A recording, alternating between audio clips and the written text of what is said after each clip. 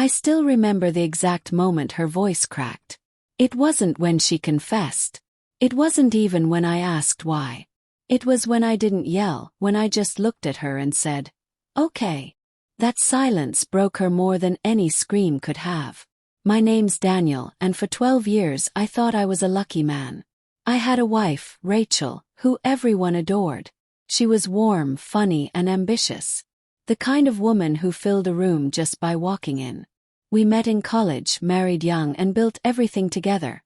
Our home, our careers, our plans for the future. But somewhere along the way I stopped being enough. It started subtly, like all betrayals do. She began staying late at work. "Team meetings," she said. At first I didn't question it. She was chasing a promotion and I wanted to support her. But the nights grew longer, the excuses thinner. Sometimes she'd come home smelling like someone else's cologne, a musky scent that didn't belong in our bedroom. When I asked, she laughed it off. "You're being paranoid, Dan. Not everything's about cheating." And she was right. Not everything was. But something was. One Friday she didn't come home at all. Her phone went straight to voicemail. No text, no call. By morning, panic had turned to dread. I drove to her office, but her car wasn't there. I checked her favorite coffee spot, the gym, even the park where she used to go running when she needed headspace. Then, as I sat in the car outside her mother's house, I saw her. Rachel stepped out of a beat-up sedan, laughing. His laughter blending with hers. He was younger, rugged, unshaven. He had that careless, untamed look of someone who didn't plan past tomorrow. And then she kissed him. My wife. The woman I'd built my life around. It wasn't a drunken mistake. It was tenderness, comfort. Kiss that said, "This is where I want to be." I didn't confront her. Not then. I just drove home and sat in the dark until morning broke. When she walked in, she looked exhausted, hair messy, lips chapped, but she smiled at me. Pretended. "Sorry, the meeting ran late," she said. I almost laughed. All night. She froze. The color drained from her face. For the first time, she didn't have a comeback ready. That's when I knew, completely painfully, that I was right. "Who is he?" I asked quietly. Her mouth opened and closed. Then the tears came, thick and fast. "Dan, I didn't mean for this to happen. He makes me feel alive again. You've been so distant." There it was. The excuse. The justification. The desperate attempt to make sense of something senseless. "I was distant because you chose distance," I said, my voice shaking. "You built a wall, and now you're blaming me for not climbing it fast enough." A sob. "I don't love him. It's just, he understands me." That hurt more than anything. Not the affair, not the lies. But the thought that after 12 years, I was no longer the person who understood her. We separated 2 weeks later. The divorce came fast. Messy, painful, and public. She wanted the house, the car, even the dog. I didn't fight her. I was too tired. I gave her what she asked for and walked away with nothing but my dignity and a suitcase full of clothes. Friends told me she'd moved in with him. A man named Eli, a barista she met during one of her late work nights. He had no job, no plans, no stability. Just charm. It was almost poetic.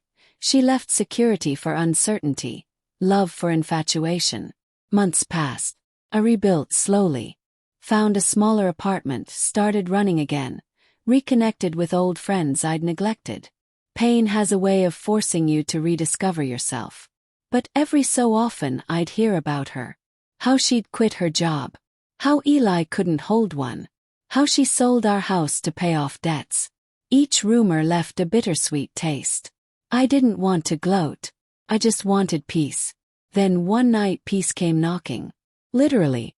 It was raining when I opened the door. There she was, soaked, shivering, her eyes red. "Dan," she whispered. "Can I come in?" I should have closed the door. I should have walked away. But 12 years doesn't disappear that easily. She sat on the couch, clutching a mug of coffee like it was the last thing holding her together. Her fingers trembled.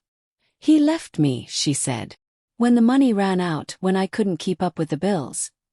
He said I was too much work. Her voice cracked again. That same break I'd heard the day she confessed. I gave up everything for him, she whispered. For us. And when I needed him the most. She looked up, tears cutting through the mascara. He walked away. I wanted to feel sorry for her. I wanted to reach out to tell her it would be okay. But all I could think about was the night she didn't come home. All I could see was the image of her in his arms, laughing. "Why are you here, Rachel?" I asked quietly. She looked at me, hope flickering behind her tears. Because I was wrong. I thought I needed excitement, passion. But what I needed was you. You were steady. You were home. Her words twisted like a knife.